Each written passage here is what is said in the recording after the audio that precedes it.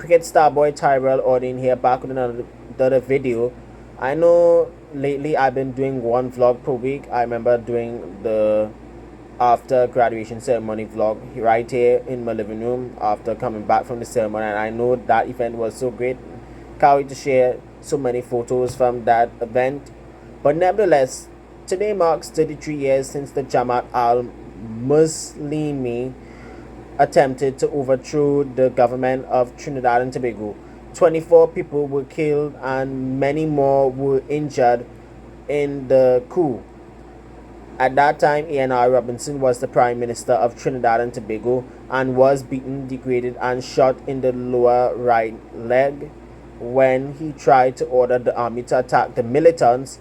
Yasin Abubakar, the main mastermind of the attack, appeared on TTT and said that the government was overthrown, and I do have that footage for y'all. Roll it, director. The government of Trinidad and Tobago was overthrown. The Prime Minister and members of the cabinet are under arrest.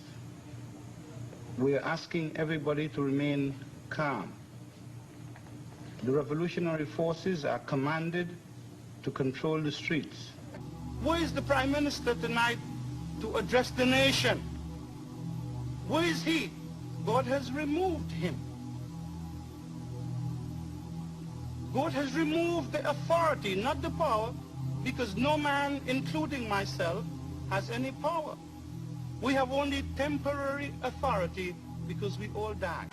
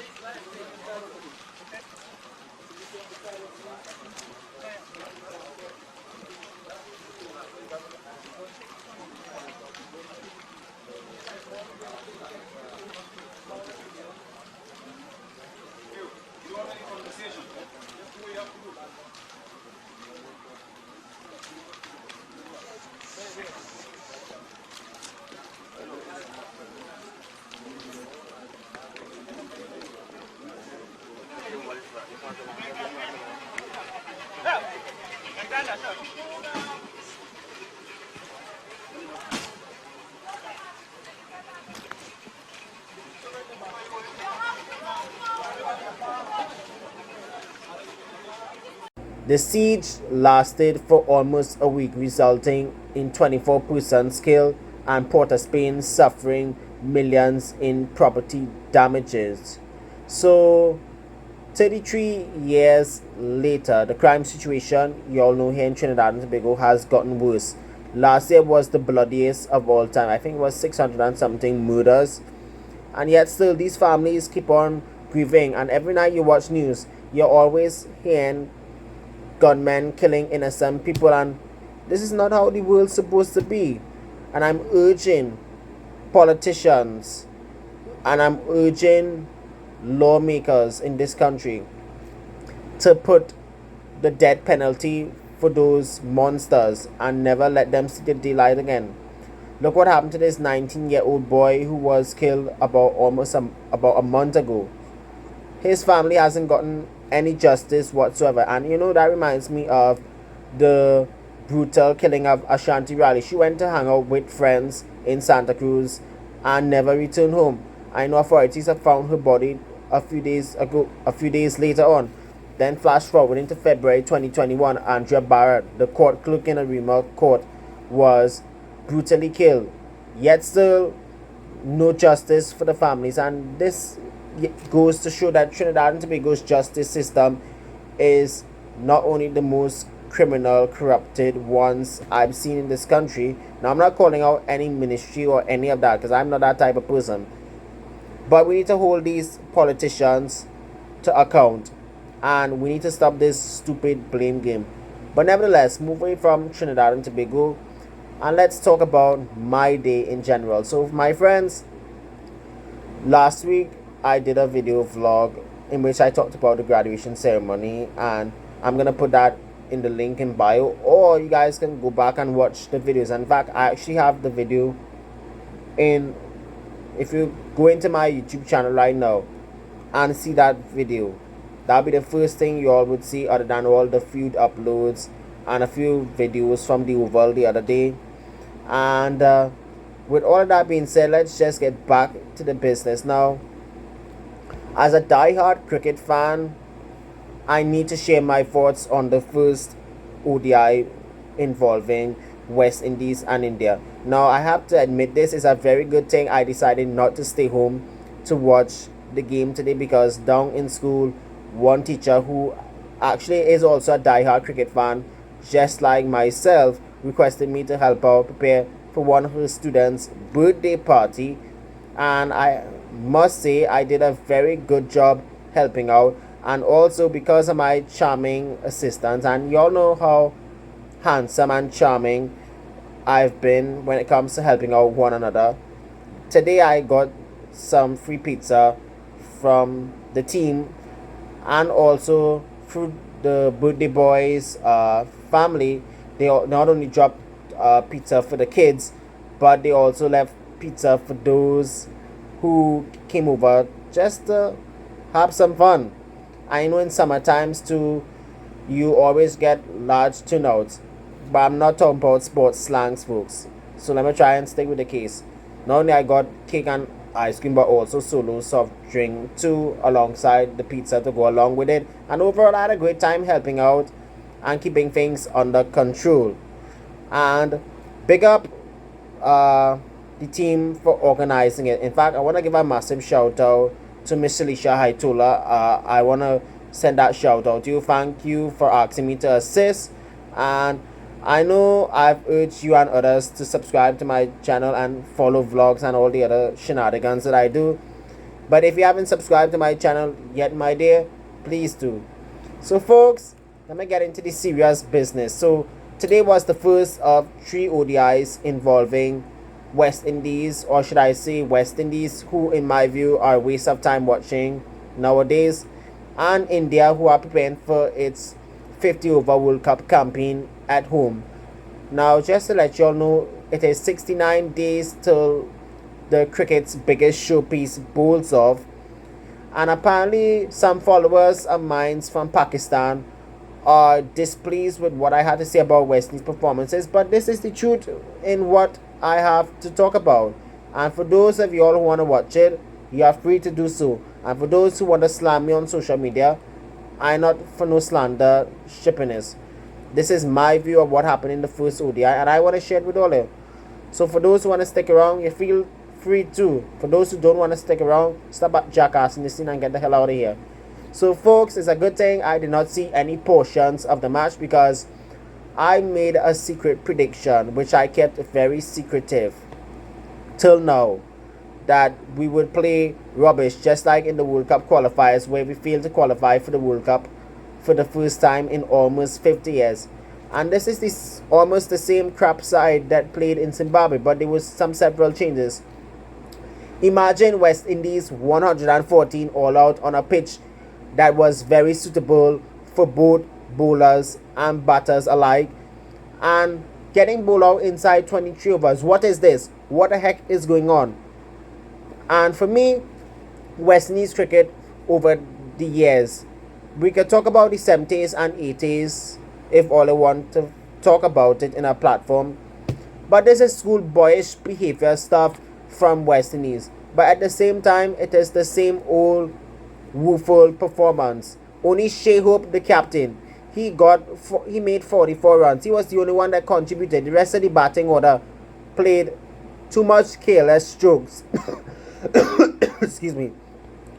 And got out rubbishly. And worse, yet again, West Indies batters have faltered to pick the formidable Indian spin attack of Kuldeep and Ravindra Jadeja. Just imagine you brought back players like Shemron Heckmeyer, who Shea Hope said in a press conference before the game that the explosive left-handed batter can transform any game. That is what I call 1, a big lie, and 2, BS. he and other middle order batters alongside the top order failed to stick around with the captain.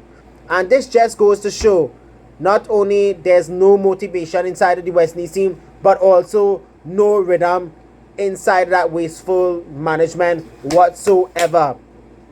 Talking about Indian spinners bamboozling the West Indian batters comprehensively, Kuldeep was the chief destroyer for India with magical figures of 4 wickets for 8 runs, and fellow spinner Ravi Jadeja took 3 wickets for 37, and even though he was quite a bit expensive but was on the wicket taking column. The Indian team, beg your pardon, decided to experiment different combinations, knowing 114 was a very, very low total. They decided to send Ishan Kishan to open with Shubman Gill, while Captain Rohit Sharma, believe it or not, batted at number 7, coincidentally for the first time since his ODI debut against Pakistan in November of 2007. And surprisingly, Virat Kohli was not needed to bat at all. He did not bat, and I find that was the surprising factor throughout the match. Not seeing Virat bat and all the other all-rounders getting opportunities, and not surprisingly, those who were sent up the order ahead of Rohit and Virat failed. And the last time Virat Kohli didn't get a chance to bat, I do not know when was the last time, mind you. But coming back to Windies, the bowling wasn't bad, but it is what it is, whenever you put a low total on the board, and despite bowling in tidy lines and getting the crucial wickets, you still lost pathetically. Kishan top scored with 52, and despite the Indians experimenting with Sky, Pandya and Thakur ahead of Rohit and Virat, they failed to contribute, but it was Jadeja and Rohit Sharma neatly guiding the visiting Indians over the line with more than 27 overs remaining to take a 1-0 lead in the 3-match series. The next game is Saturday at Kensington Oval, start time 9:30 a.m. I don't think I'll be watching that. To watch the same old West Indies crap, I'd rather analyze and move along. And speaking of collapses, we move from West Indies to Sri Lanka. There was a traumatic batting collapse in the small island as the Lions succumbed to a 2-0 series Greenwash, aka Whitewash, against an ever-present Pakistan side that never changes its team. I know, talking about never changing your team, it reminds me of an episode of Street Football, aka Foot Turu, where Tag played the Techno Twins all game and never gave Jeremy and Samira an opportunity, and they threatened to quit the Blues in protest. That episode is up on YouTube. I think it's episode 9 of season 2, which I was binge watching just the other day. The reason why Pakistan never changes its side, and let me explain why. You all may remember, since Pakistan team returned to playing cricket in COVID, they have been overusing Shaheen Shah, Afridi, and Hassan Ali and Naseem Shah all the time. Look what happened with Shaheen Shah before the World Cup last year. He was seriously injured, and they took an injured Afridi to the World Cup. He had made less contribution and got injured again in the final. Then Naseem Shah ended up getting injured against England and missed the remainder of the test series, and this just goes to show that workload management needs to be balanced. I spoke about it last year with regards to India and Jasprit Bumrah, Shaheen Shah, Afridi and Pakistan, and I also spoke about it with Akil Hussain and West Indies. I remember Akil Hussain almost played every single game, and the first game TKR played in CPL, he got injured and nearly missed the rest of the tournament. And this just goes to show you have to manage your bowlers' workload. And this is a problem that not only India has, but Pakistan has been having that problem for a very long time. And even West Indies too, to add insult to injury. Coming back to Pakistan, Sri Lanka now, Nouman Ali's figures of 7 wickets for 70 in the second innings, and Naseem Shah's sublime exhibition of reverse swing fast bowling in scorching Colombo heat at the SSC grounds helped Pakistan complete a phenomenal series whitewash on Sri Lankan soil, and coincidentally, this was the first time since 2015 Pakistan won a test series on Sri Lankan soil, and this was Pakistan's first test series win in almost 2 years, coincidentally. Match summary: Sri Lanka 166 and 188 in the second innings. Angelo Matthews top scored in Sri Lanka's second innings with 63 not out. Nauman'S Ali magical figures a 7 for 70 rattled the Sri Lankan batters, and Pakistan in its only innings they batted 576 for 5 declared Abdullah Shafiq scoring his maiden double hundred in test match cricket, 201,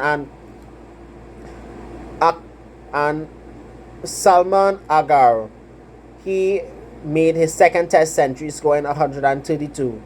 India and Pakistan wrap up a 2-0 series whitewash, and next time you'll see Pakistan in action will be in late August, early September for the Asia Cup, which will be staged in Sri Lanka and Pakistan. So folks, I wrap up today's YouTube video, but before I do that, the 5th Ashes test between England and Australia did bowl off. England, I think, made 260 something, and in reply Australia closed on 61 for 1. I have to double check this score. I will give you that update tomorrow's video, God's willing. Remember guys, let's keep each and every one of another safe out there. And to my entire Palmeiras team, big up yourselves.